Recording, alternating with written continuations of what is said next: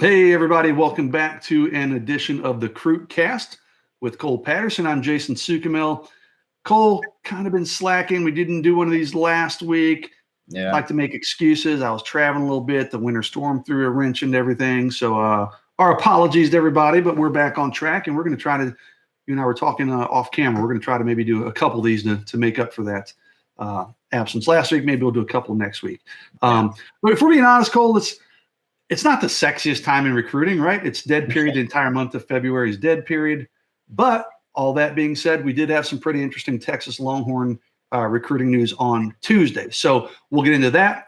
We're going to hand out our signing class grades, if you will. I know we did awards, but I'm kind of curious to hear your perspective on grading each position. So that's what we're going to do today. But before we get into that, I'd like to encourage everybody to please subscribe to the channel, like this video. Like I said, subscribe, get your notifications, because Cole and I are pretty sporadic with these things. We know it. We apologize. But if you subscribe to the channel, you get your notifications whenever we do a CruitCast video. And then also, of course, Prime Shrimp is our sponsor. You see them up at the top there, primeshrimp.com. We got a new promo going, 25% off your orders of 5+ units, promo code Texas25. So order 5 units of Prime Shrimp. That, I think, would almost cover every flavor. Off the top of my head, I think there's 5 or 6. So seriously, get one of each, man, and you get one of those would be free. And it's amazing. It's a money-back guarantee. You'll love it. It's simple. It's quick. It's clean up. My mouth is watering talking about it. So go to primeshrimp.com.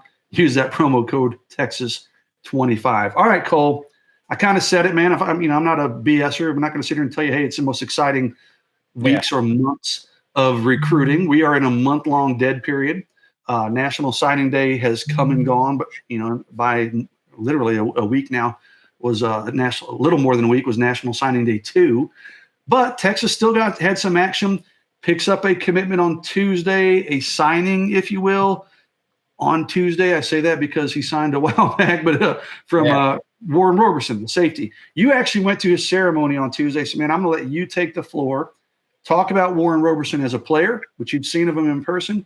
And talk about, what you heard from Warren when you talked to him on Tuesday at his signing ceremony. Yeah, like you said, I was at his ceremony out in Red Oak. I was actually texting you on the way. I was rushing. I thought I was going to be a little bit late. Fortunately, and then it'd be like an hour later, and he went for so long. You had plenty of time. Yeah, exactly. His ceremony was supposed to be 8:30, and I guess technically it started at 8:30, but he didn't really make his announcements until 9, maybe after 9. So I got there, and one of the first things I noticed is that he's wearing a TCU, jacket. I don't know if it was a Letterman. I can't remember. This, one of the starter jackets, I guess. Wearing a TCU jacket. He had hats on the table, TCU hat. Texas had USC. We kind of already, what we were hearing was going to be Texas. But it was so interesting to see that he was decked out in TCU. He had the TCU. Can I be honest, though, Cole, to interrupt you? He had that jacket on.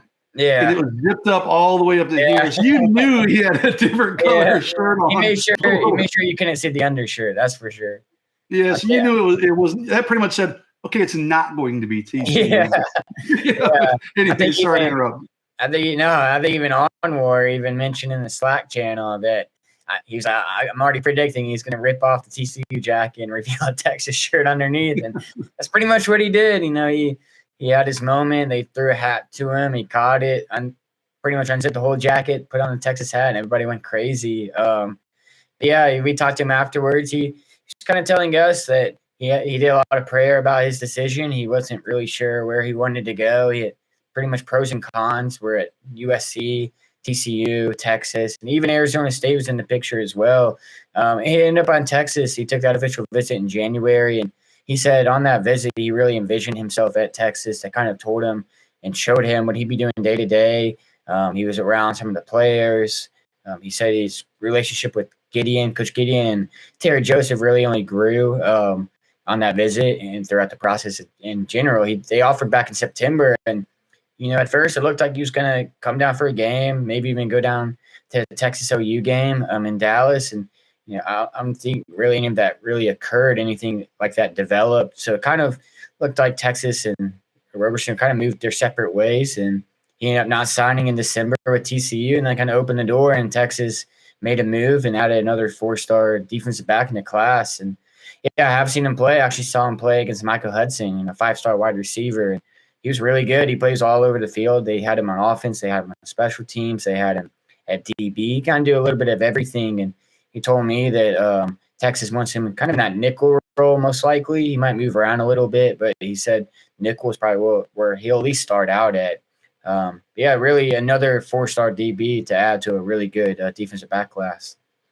Yeah, and, for people, I'm sure most people that are watching this probably are familiar with the story, but the reason he signed so late, Cole, he was going to sign or have a ceremony on National Signing Day 2, which was last Wednesday, so February 1st. The storm hits. They said, okay, we're going to push it back till Friday. School still wasn't in session on Friday, so they pushed it back to Tuesday. So, it was about a week after National Signing Day 2, but that's why it was delayed. But, once he didn't sign with TCU in that early window in December, people I talked to with connections to TCU said, hey, TCU pretty much knows it wasn't going to be them. Mm-hmm. We had been hearing a lot of positive things about Texas. So it wasn't a big surprise, I don't think, for any of us. I was told he was going to sign on February 1st and then have a ceremony later, which is what happened, I believe. But yet these coaches were still talking to him and trying to recruit him, I guess maybe unbeknownst to them that he was actually already in the bag for Texas. Yeah, but it was a long story that had its conclusion on Tuesday of this week. Mm-hmm. Nice pickup for Texas. Like you said, a really good player, really versatile player. For sure. Not just in the defensive backfield. Like you said, he can play nickel. He can be a true safety. Plays some corner at Red Oak. I don't know if he's going to do that at the next level, but also really good in the return game, covering kicks and punts, coming off the edge as a kick blocker in special teams. So just a really versatile guy that can maybe do a lot of things for you in the defensive backfield and in special teams. So, all right, Cole, it's not, we talked about the exciting news for this week. Let's do something different. We haven't done this before. We did our signing day awards, which are kind of fun, most exciting, most explosive. We've never given out grades, you and I, on this signing class or last year's signing class. So I want to go position by position. And I want to hear your grades for the signing class. I will give mine after you give yours. And I'll be curious to see how much they line up, man. Like, I'm a pretty tough grader. People in Orange Bloods always say whenever I do these grades on my own or in anything else, everybody's like, Sukamel, you're too tough on these grades. Hey, welcome to my world, man. Like, I can't tell you the same thing probably, but I want to hear your grades and then I'll give mine. We'll go position by position. This one's pretty easy. I'm sure we'll agree on this one. Okay. Quarterback. Just get that one out of the way easy, right? So I think we can all agree it's an A. If you want to add A plus, by all means, if you can add the A plus. If you ain't Arch Manning, number one quarterback in the country, you can't really get anything less than that. Yeah, listen, you got the number one player in the country. That's an A plus. Where do you go from there, right? I'd feel stupid if I gave him anything but an A plus. What do you expect? You're not giving a B minus? Yeah, you're going to get the number one and number 2 ranked players. I mean, so A plus is pretty easy. Running back's going to be a little interesting. You got CJ Baxter, of course. Trey Wisner, even though he may not be a pure running back. And I want to say Texas, on their official press release, did they list him as like a receiver or an athlete or something? I'm not sure. But we're going to classify Trey Wisner as a running back. So 2-man running back class, Cole, your grade on that running back haul. I mean, I personally would give that an A. You're landing one of the best running backs in the country, borderline 5-star in Cedric Baxter. And Trey Wisner, he did drop to a 3-star on Rivals, but he was a 4-star for a lot of his recruitment and big factor in that DeSoto State championship run. Whether he plays running back or if he's out wide, he can do a little bit of everything with that versatility. I think those two, that's a pretty good 1-2 punch. Yeah, you saw it in the state championship game, his versatility, and he dropped in the rankings, and then he has a kick-ass state championship performance. Maybe it's kind of motivation there. Yeah, maybe so. So, I'm with you. Probably, I'm going to go with A as well because CJ Baxter, I think, is maybe the best running back in the country. Wisner, not quite in that same talent level necessarily, maybe, but I think they're a really good complement for each other. I mean, Baxter is a big back who can do some small back things. He's a bigger back. Package him with Wisner who can, motion out of the backfield, line up in the slot, do a bunch of different things. So I like the talent of both guys. I love the way they complement each other. So I'm going with an A for the running back as well. Maybe I'm not such a tough grader. Hey, look at me. Okay, Cole, let's go receiver. You got Ryan Niblett, Jonte Cook, and DeAndre Moore. So a 3-man receiver class. What's your grade there? I mean, it has to be an A. You're laying a 5-star wide receiver in Jonte Cook, another top 50, borderline top 50 receiver in Ryan Niblett, and then you get DeAndre Moore. Hard to find a better trio than that. You know what's interesting? When I did this, not for our broadcast here, but I think I did it in my 3-2-1 column. I think it was back in like early December or something, right? So it's been a bit. I think they didn't have DeAndre Moore committed at that time. I think I had him as a C+ because Jonte wasn't a 5-star. I don't think Niblett had made his big move. Maybe it was a 2-man class at that point. People are like, "What are you crazy? You got Jonte Cook." Yeah, but it looks a lot different now when you got 5-star Jonte Cook, as you said. Niblett, I was really impressed with him in San Antonio, and DeAndre Moore, a third. Yeah, so that C+ for me probably moves to an A-. I could probably even be talked into an A, actually, because with Jonte being a 5-star. You know, I am going to talk myself into an A. Jonte being a 5-star, that gives him a little bit extra nudge too. So I'm going to go with A as well. Okay, this is where things might get a little more difficult. Tight end, Cole. You got a 2-man class with Spencer Shannon and Will Randall. Obviously, we talked about Deuce Robinson still out there, but we're not going to factor him in, not right now anyway. So Spencer Shannon, Will Randall, what's your grade there? I'm going to go with a C with a tight end, 2-man class. But I mean, both are fine prospects. Will Randall, obviously Arch Manning's teammate, and Spencer Shannon from Mater Dei, but neither one kind of blows you away in any particular aspect. I think they're I think a C is probably a fair grade. If you land Deuce Robinson, it's just way up. But as it stands right now, I think a C is pretty fair. Yeah, if you land Deuce, honestly, it probably goes to like an A+. He's the number 1 tight end in the country. But man, Cole, you're a tough grader too, man. Good for you. So because I'm looking at that and like, you know, I'm calling that probably. I'm almost going C-, and I hate to do that because I really like both those players. Yeah. But, you know, Will Randall's coming off a knee injury that caused him to miss most of his year. Spencer Shannon is a big guy who's got immense talent and upside, but he wasn't even on the field a lot for his team as a senior. So, you know, maybe they've got a couple of diamonds in the rough, or one of those guys turns out to be a diamond in the rough. But, you know, in terms of what they are, in terms of prospects, I'm probably going C-, which is a passing grade. Yeah. Just barely. But, I think there's some meat left on the bone there. So, all right, Cole, 5-man offensive line group. I'm going to just rattle off the names.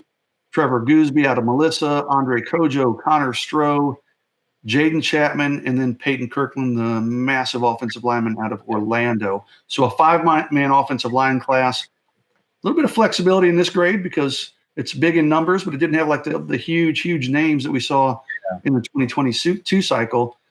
Your offensive line grade. I'm going to go with a B. Like you said, nothing – you didn't have a 5-star like Devon Campbell or starting a left tackle like Kelvin Banks, but I think they got some quality players. Obviously, Jane Chapman's a Rivals 250 guy, and I'm really high on Trevor Gooseby, at least long term. I'd give it a B. Yeah, you know what?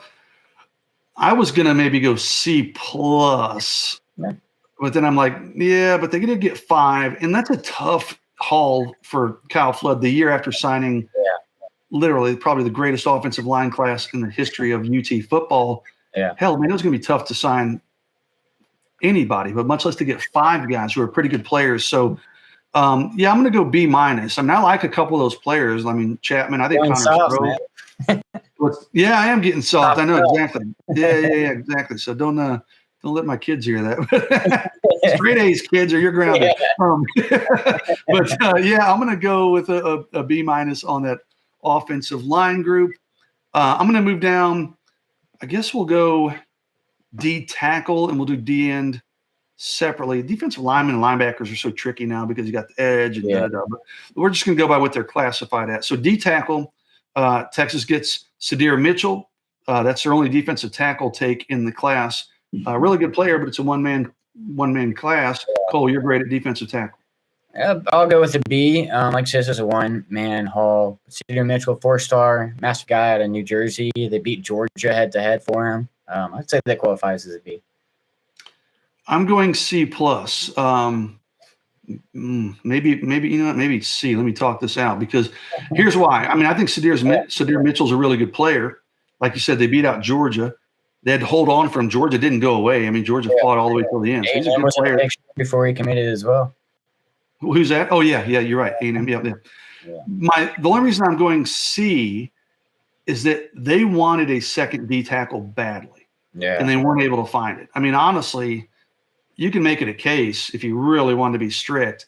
They wanted two. They only got one. They failed with their objective. I mean, you could make a case, honestly, that this doesn't deserve Davis right before signing day and everything. Yeah, missed out on him. I mean, they flirted with some JUCO guys and just were not able to find anybody to pair with Mitchell. So I'm going with a C, and I could even talk myself into that's being generous, not because it's a lack of talent. I mean, I like Mitchell, but they didn't meet their objective of finding two, and they also swung and missed on some really big, heavy hitters like DJ Hicks in the States. So I'm going C, and I feel like I'm being pretty generous there, to be honest with you. So, all right, Cole, defensive end. We got Billy Walton, Colton Vosick. Those are the only two that are technically classified as defensive end. Let's go ahead and break this up like this. Let's go Billy Walton, Colton Vosick. Let's go ahead and put Tausili Akana in there too. And he's listed as a linebacker, and I know he played that at the All-American Bowl, but that's really not where he's expected to play. So let's put him in with the defensive end. So Tausili Akana out of Utah, Colton Vosick, Billy Walton. Let's call it a 3-man class. Cole, what's your grade? Kind of sound repetitive. This was a number 3 class in the nation, so I think I'm going to go with a B plus probably. Vosick, obviously the headliner of that group, a guy that in catches terms is a super blue chip prospect out of Westlake. Billy Walton, state championship defensive end, who played a really big role in both state titles, and obviously Akana was a late get. Akana is a little smaller than he was initially expected to be, at least in San Antonio. So that's probably. I wouldn't say that kind of holds it back from an A, but that's something to consider. But in general, I do think, in total, I do think it's a B plus class with those 3 guys. Yeah, with Akana was certainly smaller. I mean, he was borderline 200 pounds down there. I think that's what I think if you put him on a scale, the day we saw him, he probably was less than 200. But that doesn't take away the fact that he's a really good prospect, and I might take a little longer before he's college ready than we envisioned, but. Billy Walton, like you said, I think he's underrated. So I think Billy Walton's a really good player. I think Colton Vosick's going to be fantastic for Texas. So I'm going B plus there. I'm so damn high on Vosick that I could maybe talk myself into A minus. But I'm going to go with a B plus. Stick with my strict grading guidelines. So I'm going B plus with that defensive end haul. Okay, Cole, linebacker. You got Leonga, I learned from Sark's press conference. Liona is pronounced Leonga. There's a G in there somehow. But Leonga Lafau. You got Darian Gillette. You got Anthony Hill, and you got Samaje Burrell. So we're calling it a 4-man linebacker class. Your grades on that linebacker class? I mean, you get the number 1 linebacker in the country, and four players in total. I'm giving that an A. You got the number 1 guy on their board on defense. Burrell, he had a really good season at North Crowley. He also showed off his athleticism at the All-American game with the backflip and his introduction. I think in total that's a pretty good class. It's a really good class, actually, if I'm making it an A. If you get Anthony Hill, I think that kind of like Arch Manning. Arch Manning makes that position an A. I think Anthony Hill makes a linebacker position an A. And then you just factor in the class as a whole with the size and, a need on defense. So that's what I'm going with. Yeah, you know what? I'm certainly at an A. Yeah. I'm going to say it, man. I'm going A plus. Yeah. Anthony Hill, listen, Anthony Hill's Anthony Hill, number 1 5-star, number 1 linebacker in the country. I think Darian Gillette has a chance to be special. I mean, he missed his senior year. We know it, but in terms of athleticism, I think he's freakish and fantastic. Same with Samaje Burrell. He's, like you said, showed off his athleticism. I mean, I think he's a tremendous player, very confident, very productive. Leona Lafau's highly sought after. I mean, he's a smaller linebacker. You've seen, pictures, we've seen him in person. He might take a bit of seasoning to get ready, but I mean, this is a guy that a lot of schools wanted, including the likes of Oregon and Washington and USC. So I'm giving that an A+ group, man. I mean, now they're going to have to live up to that hype. When I say A+, it better be damn good. So we'll see if those guys live up to their reputation in college. But I think that's a really good linebacker group. So, all right, Cole. The defensive back group, interestingly, for most of the cycle, for a lot of the cycle, well, Texas had guys kind of in the fold, out of the fold. But, it looked there like a week before National Signing Day 1 that it was going to be a 2-man class, maybe even a 1-man class, because Derek Williams was on the fence, right? So it ends up being a 4-man class because they hold on to Derek Williams. Malik Muhammad signs, as we expect. Jelani McDonald signs in December but announces at the All-American Bowl in January. And then Warren Roberson announces this week. So there was a lot of drama in that defensive back group. And it was like, whoa, like mid-December, it was like, or early December, it was like, whoa, this is a 2-man class. It could be a 1-man class if things don't go well. Suddenly, here we are. It's a 4-man class with guys like Jelani McDonald, who is a big riser in the rankings. Roberson, you mentioned, a 4-star player. Malik Muhammad, Derek Williams, Rivals 100 guys. So just an interesting way how the defensive back class came together. But what's your grade for the DB class? Yeah, I mean, I think it has to be an A+, at least for me. My opinion, I think Malik Muhammad's a 5-star caliber prospect. So that right there gives her an A. And then you factor in Derek Williams, another top 100 guy. Jelani McDonald's probably the biggest riser in the nation coming out of that All-American game in San Antonio, at least in a small group in that conversation for sure. And then Roberson, like we mentioned, he's a versatile guy, can play a little bit everywhere. All of them are 4 stars. All of them are highly coveted guys that offers all over the nation. So I'm going with an A+. Yeah, I can't quite bring myself to get an A+. If you want an A+ for me, you've got to have a 5-star in there, and you've got to have a guy that's probably doesn't have to be, but being number one in his position makes it an easy A+. I know you said Malik. You think Malik Muhammad's a 5-star, and I don't necessarily disagree. He barely missed that cut. Yeah. Jelani McDonald moved up to, I just checked, was 97th nationally. So you've got 3 Rivals 100 members in that group. But I certainly can't do an A+. So I'm going to give him an A, but I do think it's a very talented 4-man group that Texas was able to put together at the end. So there we have it, Cole. And lo and behold, our grades didn't vary too much. I think I was a little stricter than you on a couple, certainly defensive tackle. But for the most part, we were in step there. So that was kind of interesting. So, well, hey, congratulations to you to be an old, crotchety old man like me who gives out strict grades. You're old behind your years, Cole. Exactly. All right, everybody. Well, that is our CruitCast for this week. Thank you for joining us, and apologies for last week. We'll get back on track next week with a couple things to. What we want to do is start previewing the 2024 class and turn the page, but that might be a long CruitCast. So we'll save that for early next week when we've got a little bit more time. But I'm Jason Sukamel. That's Cole Patterson. That's Prime Shrimp there at the top, that logo, our sponsor. So hit you up at primeshrimp.com, 25% off your first, or not your first order, any orders of 5 or more units. So 25% off. Order 5 flavors, order 5 of one flavor, whatever, and you get 25% off. Promo code Texas25. Subscribe to the channel. Get your notifications for when Cole and I do one of these CruitCasts again. Like this video. Do all the things that help us grow this channel and produce more of these. Thanks to you, Cole. Thanks to Blake Skaggs, our producer behind the scenes, who had to splice this together when my dog started barking mid-video. So we'll see how seamlessly Blake does that. But thank you, Blake, for jumping in with us last-minute notice and cleaning up my crazy household's background noise. So everybody have a great week. Rest your week, a great weekend. Happy Super Bowl Sunday. Cole and I will see you next week. Everybody take care.